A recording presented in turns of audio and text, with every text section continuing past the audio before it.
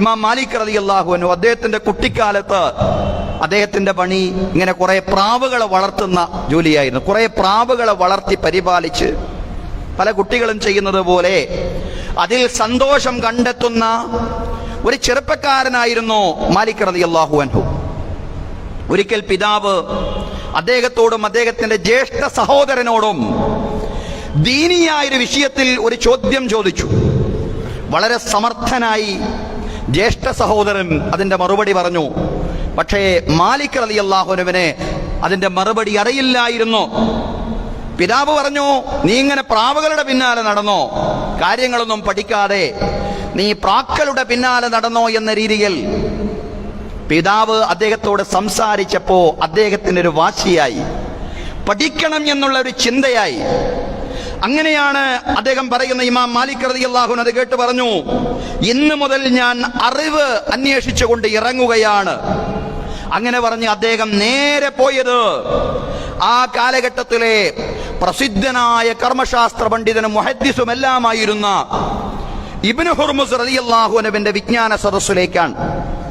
ഇബ്നു ഹുർമുസ് റളിയല്ലാഹു അൻഹു പ്രഗൽഭനായ താബിഈ പണ്ഡിതനാണ്, മുഹദ്ദിസാണ്, ഫഖീഹാണ്. ആ കാലഘട്ടത്തിൽ ഇബ്നു ഹുർമുസ് റളിയല്ലാഹു അൻഹുവിന്റെ വിജ്ഞാന സദസ്സിലേക്ക് ഉടനെ ഇമാം മാലിക് റളിയല്ലാഹു അൻഹു പുറപ്പെടുകയാണ്.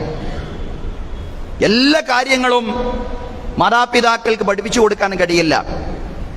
പക്ഷേ രക്ഷിതാക്കൾ ഒരു പ്രചോദനമായി കുഞ്ഞുങ്ങൾക്ക് മാറണം.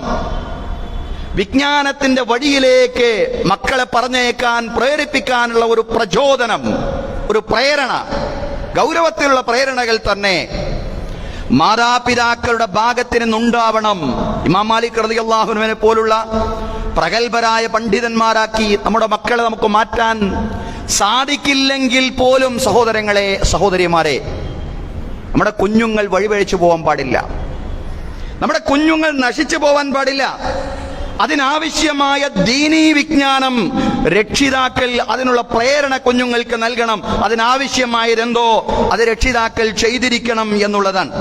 കാരണം കുഞ്ഞുങ്ങൾ നശിച്ചു പോകുന്നത്, സന്താനങ്ങൾ നശിച്ചു പോകുന്നത് രക്ഷിതാക്കളുടെ അവഗണന കൊണ്ടാണ്. ഇമാം ഇബ്നുൽ ഖയ്യിം റഹ്മത്തുള്ളാഹി അലൈഹി പറഞ്ഞു, ഇന്നമാ ജാഅ ഫസാദുൽ ഔലാദി ബിഇഹ്മാലി ആബാഇഹിം വതർകിഹിം തഅലീമദ്ദീനി വഫറാഇലഹു വസുനനഹു. മക്കള് നശിച്ചു പോകുന്നത് അവരുടെ മാതാപിതാക്കളുടെ അവഗണന കൊണ്ടാണ്.